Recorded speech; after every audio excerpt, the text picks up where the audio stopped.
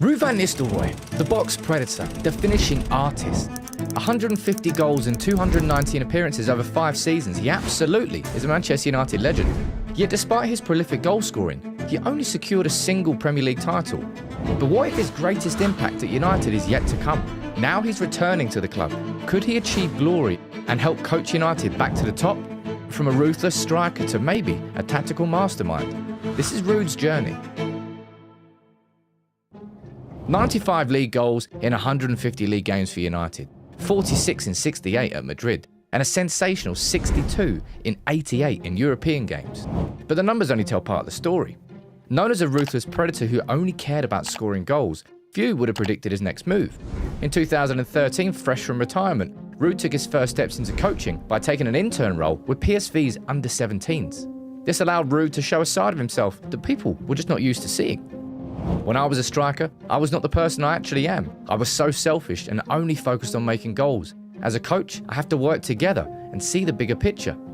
That's what Van Nistelrooy said about himself.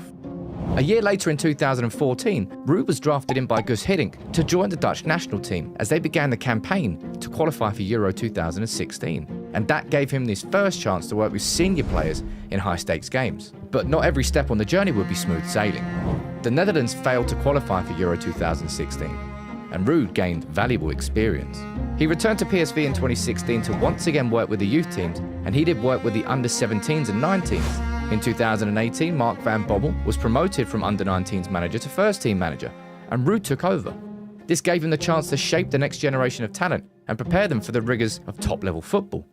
At the time, he said, as a coach or as a mentor with a group of coaches, you just try to help players reach their goals. And it is something that makes you feel really proud when you see young players develop. The feeling I get when I see this is comparable with winning a league, really. Ruud combined his role at PSV with a role under Koeman for the Dutch national team, ahead of the 2020 Euros. Even when Koeman left for Barcelona, Ruud continued to serve under the newly appointed Frank de Boer, showcasing his ability to work with different people and different personalities. But the real test was yet to come. In 2021, after years of quietly learning his trade, Ruud was presented with his first opportunity at a managerial role for a professional team. He took over Young PSV, PSV's reserve team, who play in the Dutch second tier.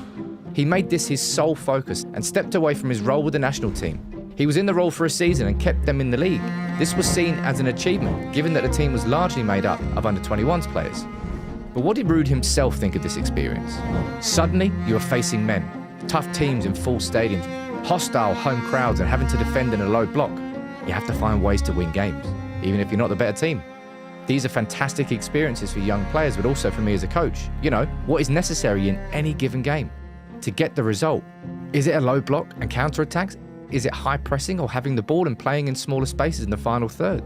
Ruud's impressive work throughout PSV's youth teams hadn't gone unnoticed. And when first team manager Roger Schmidt's contract expired in the summer of 2022, Ruud was offered the first team manager job.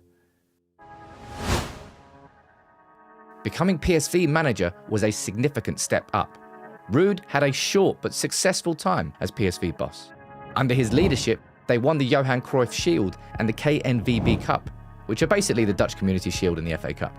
They also performed well in the league. PSV finished second, 7 points off first place Feyenoord. At the beginning of January, however, they were 3 points behind. Why is this important? The answer lies in a crucial turning point. In January, Ruud lost 2 of his most important players. PSV had financial troubles, and when bids came in for both Cody Gakpo and Noni Madueke, they had to accept them.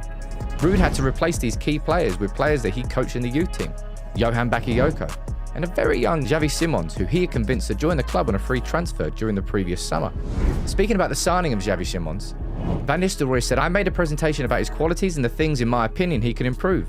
My gut was that I was going to tell him what I really thought of him as a player in that moment, and then explain the potential of where he could get to and how we were going to help him do that." Xavi was very mature in his conversation with me, and it worked because he was bothered about only one thing: where can I improve? He was triggered by improving and learning, and that's where we made the connection. The results? Well, nothing short of spectacular. Xavi Simons finished that season with 22 goals and 12 assists in 48 games across all competitions.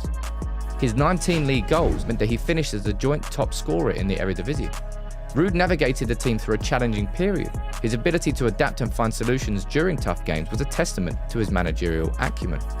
There was a strange end to the season as he unexpectedly resigned, citing a lack of management support. A head coach needs to be aligned with the board and directors and to know about the plans for the future. When you're not, it's impossible to continue. So what really happened behind the scenes?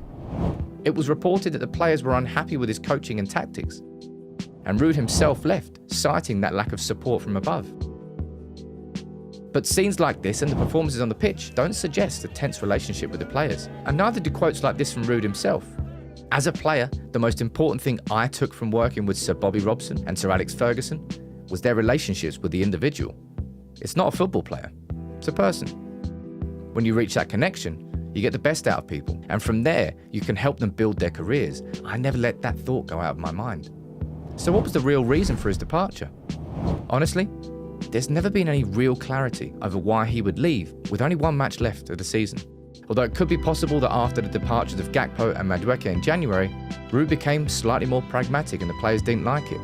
He has previously hinted that he had to make compromises during that second half of the season. But how would that experience shape Ruud's approach? Since leaving PSV, he has spent time observing other coaches, absorbing knowledge and preparing himself for future challenges. Both Ancelotti and Pellegrini have opened their doors and allowed Ruud to observe their methods. But what exactly is his coaching philosophy? Let's take a look at the tactical mind of a goal-scoring machine. During his time in charge at PSV, Ruud was flexible, but he did prefer a 4-2-3-1 formation. He encouraged quick attacking transitions that focused on stretching the opposition by creating overloads in wide areas. And he wants his wingers to engage in a lot of one-on-ones as they attack the opposition. Sound familiar? I wonder where he got that from.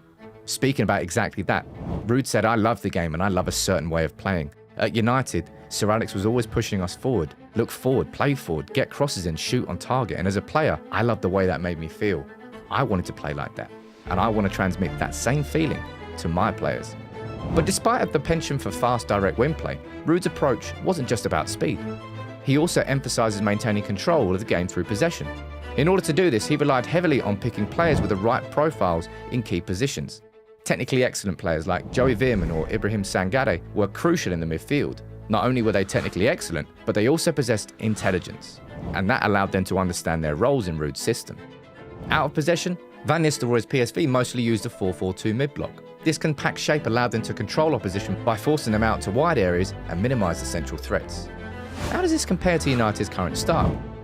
While Erik ten Hag has tried to implement an aggressive man-to-man pressing system, Ruud leaned more towards a zonal approach at PSV.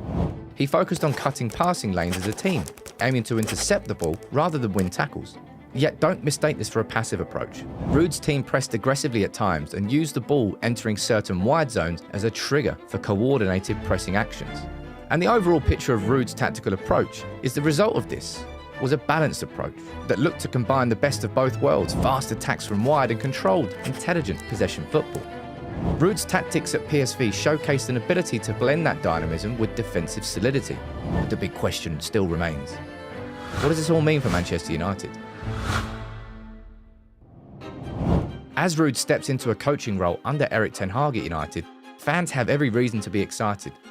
But is it just a nostalgia trip? Some may be cynical, but disappointment isn't merely a nostalgic move to bring back a former beloved player. It's a strategic decision, grounded in Ruud's hard-earned experience. Van Nistelrooy may be new to senior top-level football management, but he is in his 9th season of coaching. Slowly, carefully, methodically, he's been progressing. But what makes him the right fit for United now? From his beginnings with PSV's under-17s to his successful tenure with the under-19s, and later with Yon PSV, Ruud demonstrated a keen ability to nurture young talent and adapt to the demands of professional football. And his brief but impactful stint as PSV's first-team coach shows he has an ability to work effectively with senior pros. His return as a coach is more than a nod to the past. It's a strategic move looking ahead to the future. His reputation as a player combined with his passion for attacking football will likely bring fresh energy and innovative ideas to Ten Hag's coaching staff. Imagine how excited Rasmus Højlund must be about Van Nistelrooy coming in. Alejandro Garnacho, Marcus Rashford. Is there a better striker to learn from? I honestly don't think so, not with his experience of doing it in a Manchester United shirt. Could he be the missing piece in United's coaching puzzle? In Ruud, United are gaining not only a former player, but a dedicated coach whose journey has been one of continuous but methodical growth so far, and I'm excited to watch his impact from the sidelines at Manchester United.